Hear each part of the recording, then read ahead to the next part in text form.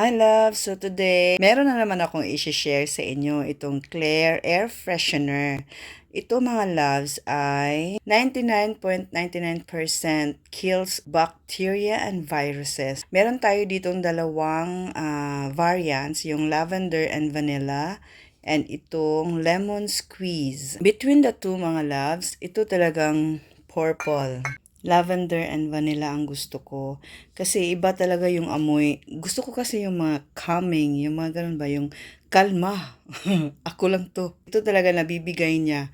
Yung amoy na gusto ko na hindi masakit sa ilong. Baratura ni siya mga loves. Nabili ko ito last January. Tapos hanggang ngayon meron pa siyang laman talaga. Pwede pa siyang gamitin itong dalawang ito. Kasi ginagamit ko lang ito pag talagang yung amoy ng bahay namin is parang iba na.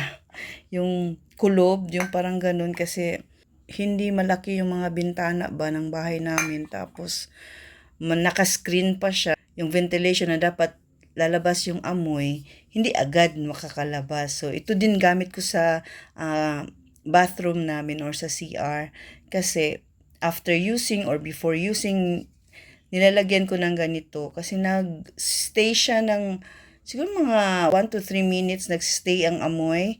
Tapos, after pag nag-spray ako ng ganito, parang nawawala talaga yung amoy ng mga loves na hindi ka nais-nais. Charis. Yung pag magprito kag bulad, tapos imong balay na ni maho ng bulad tanan, mag-spray ko ani. Kani akong ginagamit, kaya mas between the two, mas dali na hurot kani, kay mas ginagamit na ko siya sa mga sa sala, sa kusina, kanang ginaspray dyan ako ni siya mga loves pag naay mga amoy na maot bitaw kanang dili gid siya maayo kay syempre sa kusina magluto ta tapos especially mahilig jud mi sa mga bulad-bulad kana ana bitaw or mga piniritong isda, mabilin jud ang amoy sa langsa or sa bulad na lahi man gid amoy ang bulad, di ba? So, maiiwan talaga yun sa buong bahay or sa buong kusina. So, ito talaga yung gamit ko. Meron pa naman laman ito mga loves. Kahit maliit lang ito mga loves, no? Mga 150 ml. Matagal siya maubos. Oo, wait lang kasi isang kamay na naman tayo dito. Ayan. Ganyan yung mukha. Tapos dito mo is i-press. Diyan. So, ganyan ako mag-press, ganyan ako mag-spread ng ayan ganyan.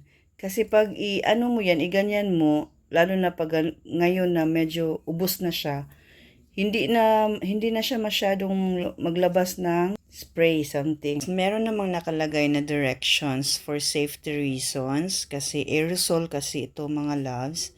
Ayan may nakalagay na kung ano yung mga bawal kasi bawal talaga yung aerosol pag i-spray mo doon sa kitchen ninyo tapos makaon yung stove. Bawal yun. Wag ganon. Be safe always. So may mga directions dyan, ganyan. Ayoko na basahin kasi maliit naman masyado, oy. Pag bumili kayo, mababasa nyo yan. Kaya bumili na kayo. Ay nako. That's all for this video mga loves. I hope okay naman yung aking na-share at meron na naman tayong natutunan. Thank you all so much for watching. And see you all in my next one. Be blessed and be a blessing to others.